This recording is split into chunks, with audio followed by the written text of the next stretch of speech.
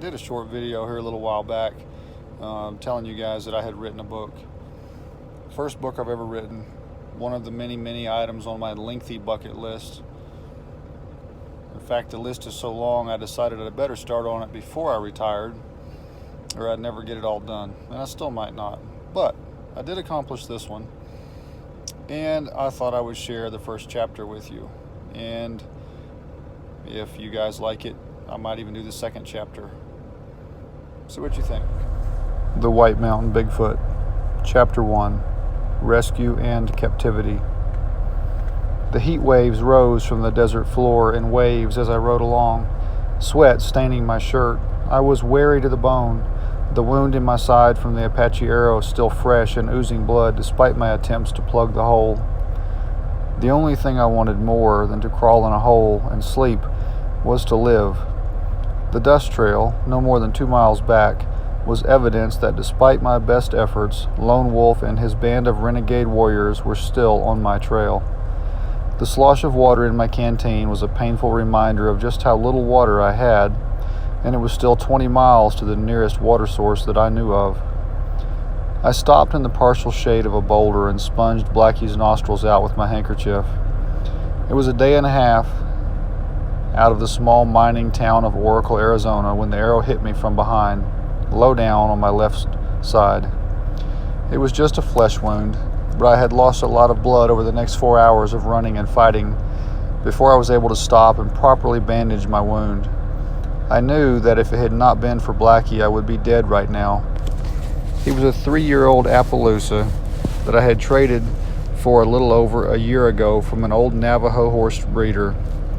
Best horse I ever had, but he was stumbling now from exhaustion, and I knew we had to find a place to rest out of the heat.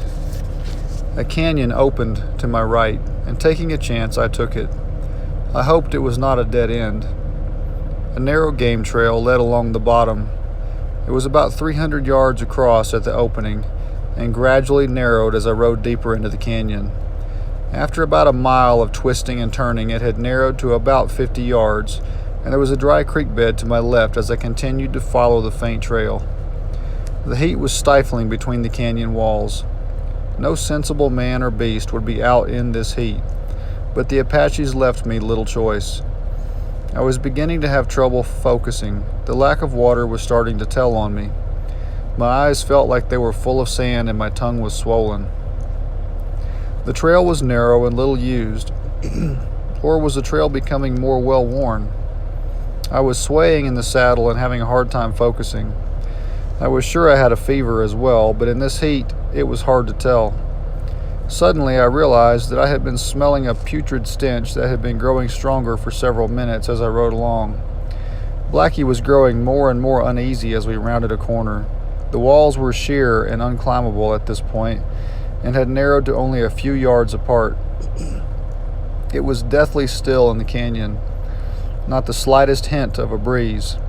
The trail had become a mere ledge, hugging tightly to the canyon wall on my right. To my left, the dry creek bed was 100 feet below, and my left stirrup was hanging out over the edge of the trail while my right rubbed the red canyon wall. I had a feeling like someone had just stepped on my grave. I wanted to turn around and leave, but even if the Apaches had not been behind me, there was nowhere to turn around. Blackie snorted uneasily as he gingerly continued up the trail that was growing steeper. My fuzzy thoughts were grappling with the horrible smell, but I could not place it. The trail cut between some boulders and turned sharply back to the right again.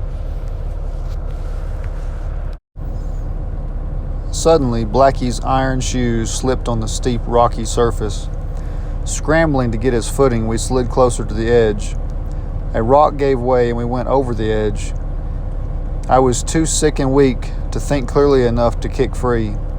Blackie's feet had gotten tangled in some small brush growing at the edge of the trail as we went over, turning us upside down. We had only fallen a few feet when I slammed into a boulder, nearly knocking me unconscious. I slid down to the base of the boulder with my left side against the mountain and my right side against the boulder. Blackie landed on top of me, wedged upside down between the boulder and the mountain. The wedge-shaped gap was the only thing saving me from being crushed by his weight. He was thrashing and kicking, trying to free himself, but was only sliding farther down on to me with each kick. The weight on my chest was so great that I could barely breathe, and I was sure that the saddle horn had broken some ribs. The pain was nearly unbearable as Blackie continued to struggle, trying to free himself. The saddle horn ground into my chest with each futile kick Blackie made. I was about to black out from the pain and the inability to breathe when a shadow appeared above me. The stench was so great that it made the already difficult job of breathing even harder. I was sure I was going to die, if not from the weight of the horse, then from the Apaches that I thought had caught up with me. I tried to reach my gun, but my arms were pinned at my sides. Suddenly, Blackie stopped struggling. I became aware of a deep guttural grunt. I had never heard anything like it. I strained my neck to look up past Blackie's head. What I saw turned my blood cold and made me wish the Apaches had caught up to me. Its face was human in a way, but much larger, with deep-set black eyes under a massive sloping forehead. It had a short, flat nose and a huge mouth with yellowed teeth. There was no apparent neck, but it had the broadest set of muscular shoulders I had ever imagined, with long, muscular arms. The beast was massive. Covered in 2-inch, long, coarse, black hair, except for the face and hands, he stood there looking at me as I looked back. Suddenly, I realized there was a second beast. The first beast grunted once more, then reached down and wrapped massive hands around Blackie's 2 front legs and began lifting. As the weight lifted off of me, I took a huge, shuddering breath, immediately regretting it from the burst of pain in my chest from my broken ribs. As Blackie was lifted free, I realized the second beast had lifted Blackie by the hind legs. Blackie was set on the trail where I heard him scramble to his feet. I lay there stunned, wondering if my fever was causing me to hallucinate or if this was real. Suddenly, the first beast returned to the edge and looked down at me. I lay there, too stunned and hurt to move. It jumped down next to me and gently lifted me like I was a small child. Straightening, he handed me up to the second beast that I recognized as a female. Blackie was standing on the trail, trembling but apparently unhurt. The female was holding me like a small child and began walking up the trail while the male led Blackie along behind. Somewhere along about there I must have passed out, because when I awoke next it was pitch dark and I was laying on what seemed to be a pile of animal skins. I lay there, unmoving, trying to get my bearings. As the memories flooded back, I was sure I had been dreaming. I must still be dreaming. There was no way what I had seen was real. Suddenly I heard a noise. Turning my head to the left, I saw a sliver of light. It must be coming from under a curtain of some sort. The curtain moved, and I realized I had not been dreaming. The silhouette of the slightly smaller female was framed in the opening against the light of a small fire. I was in a cave of sorts. I had no idea how long I had been here. The female hooked the curtain over a stick that was stuck in a crack in the wall. She came in and stood there staring down at me. It was too dark to see her expression. I lay there wondering what was next, afraid to move. She reached over and took my canteen off a ledge on the wall and offered it to me. I realized suddenly how thirsty I was as I carefully accepted it. To my amazement, it was full. I had no idea where the beast had filled it. So far as I knew, we were still 20 miles from the nearest water source. At this point, I was not complaining. I was just grateful for the water. I drank my fill, then lay back resting. I must have dozed off, because when I awoke next, there was a little bit of natural light coming from the outer room. I tried to roll over and sit up, but the pain in my chest stopped me, as did the pain in my left leg. Gingerly, I felt of my leg. There were 2 splints, one on each side below my knee, and tied in place by rawhide straps. So I had a broken leg as well. They seemed to have done a good job of setting the bone. I lay there wondering what was going to happen next. I was starving. It had been 2 days. Well, it had been 2 days since I had eaten before Blackie had fallen on me. I was not sure how long I had been here. I began dragging myself across the cave floor towards the fire. The beasts were there along with a younger one. The younger one appeared to be an older teenager and was about my size. I stand 6 feet in my socks, when I have any. I dragged myself a little farther into the room. There was a second, much smaller beast that I was only a youngster asleep on a deer hide against the wall. They just sat there watching me curiously. I took in the room, sizing it up. What I could see of it was about 30 feet wide and twice that long. The ceiling was about 12 feet high and blackened by many fires, the smoke disappearing through a small crack in the ceiling. There were pictures painted on the walls, some crude and apparently done with charcoal. Others were quite good and of several different colors. There was a decent supply of firewood against the wall, no sign of axe or saw marks. The larger pieces were about the size of my calf and appeared to be broken to length.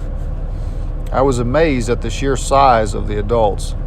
The male had to be at least 9 feet tall, while the female was about 8 feet. They just watched me curiously as I dragged myself farther into the room. It was then that I noticed, hanging from a sharpened stick driven into a crack in the wall, was a freshly killed and skinned deer carcass. My stomach was trying to tell me that it thought my throat had been slit in the fall. I felt at my side and realized that my knife was still in its sheath, as was my gun. Still, the beasts had not made a move. They just sat watching me. Deciding that I was going to die from starvation if I did not do something, I pointed at the deer and asked, "Can I have some?" The beasts just looked at me. I grunted and pointed again at the deer. Again, they just looked at me. I began slowly dragging myself across the cave floor towards the deer carcass. I had to stop and rest twice before making it the 15 feet or so across the floor to where the deer was hanging. I took out my knife, too weak to stand, and cut off a large piece. Impaling it on my knife blade, I began dragging myself back across the floor towards the fire, almost too hungry to wait, but not yet hungry enough to eat raw flesh. I began roasting the meat over the fire. The beast still just sat there watching me. My leg was throbbing and my chest hurt every time I took a breath. I was beginning to feel more bruises and sore spots than I had originally thought I had, but the only serious ones were my leg and chest. Remembering the wound in my side, I pulled my shirt up to take a look. There was a strange bandage made from animal skins and some type of herbal poultice on the wound. The redness that had surrounded it was much better and it did not hurt as bad. The smell of the roasting meat was too much for me. I burned my mouth eating the half-cooked meat. Still, the beast just sat against the wall watching me, curiously, as I ate. Finishing with the meat, I realized I was exhausted. I was still hungry, and I felt much better, but I did not have the strength to go back for more. I looked towards my bed in the back room and knew I did not have the strength to get there either. I laid my head down on my outstretched arm, trying to get comfortable on the hard, cold floor. Without warning, the large male got up and carefully picked me up and carried me back to my bed. I was asleep almost immediately. When I awoke, it was almost completely dark in the room. Looking towards the fire, I could see a few glowing embers. There were snoring sounds coming from somewhere deep in the cave. I lay there thinking about what a strange situation I was in. I had heard stories of the big people as a kid, but I never believed them. I must have fallen asleep again because when I woke up, the fire was blazing and I could hear what sounded like an armful of firewood being dropped against the wall. I took a long drink from my refilled canteen and began the long crawl back to the deer hanging on the wall. This process repeated itself for several days as I got stronger. Every couple days there was a fresh deer or antelope hanging on the wall. After about 2 weeks, I was able to hobble around with a makeshift crutch. Not sure if the beast would let me leave or not, I limped towards the light at the cave opening, curious about what was outside. I had not seen Blackie and was worried about him. I wondered briefly if the beast had eaten him. Rounding a corner, I could see a hand-woven mat hanging over the opening. Hearing a noise, I turned to see the male standing about 10 feet behind me. He did not appear threatening, but just stood watching me. I continued slowly to the mat. Moving it aside, I stepped carefully out into the prettiest little desert oasis I had ever seen. I blinked from the bright sunlight. A cottonwood-lined creek ran through the middle, its source coming out from under the sheer rock walls on one side and disappearing under it on the other side. Green grass grew in the bottom of the meadow. Blackie was grazing contentedly on the grass. There was about 40 acres that I could see, and there were about 100 head of mixed deer and antelope grazing on the meadow grass. I was speechless. I would never have guessed such a beautiful place existed in this area. I sat down on a rock and pondered my situation. I could not ride yet, although I was getting stronger by the day. The question was, would the beasts let me leave, or did they have other plans for me? I was getting stronger, and soon I would have to try to leave. I went back inside, carefully replacing the mat, and cooked another fresh venison steak over the crackling fire, then shared it with the black-haired youngster. Okay, that was chapter 1. It is currently also on a YouTube channel called Dixie Cryptid. Fantastic channel to listen to if you like listening to stories while you're driving or sitting around the house of an evening. I'm not necessarily a believer or disbeliever in Bigfoot. I was just out in Washington State quite frequently, in fact, and there's so many signs and different things about Bigfoot. I got curious one day and started looking around on YouTube for some audio stories or something I could listen to while I'm driving. And Cam does a fantastic job orating stories or narrating stories, whatever you want to call it. And he doesn't really care whether they are true or fictional. He just loves a good story, same as I do. So anyway, you guys go over to his channel and check it out. Subscribe. He's a great guy, and says he's going to put out chapter 2 soon to all of his subscribers. But if you guys liked this story and you think you might like the book, it is available on Amazon and Amazon Kindle, and I would appreciate the support.